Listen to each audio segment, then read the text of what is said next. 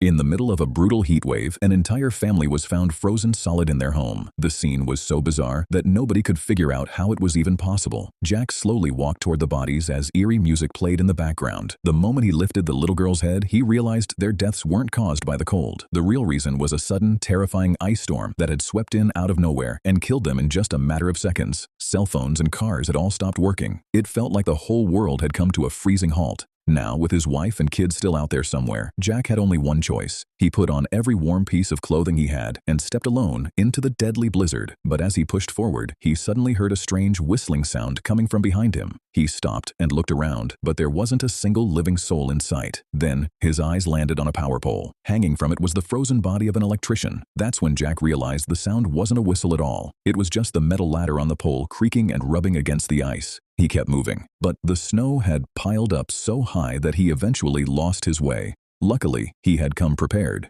He pulled a map out of his pocket, studied it carefully, and found the right direction again. Everywhere he looked, there were only dead bodies.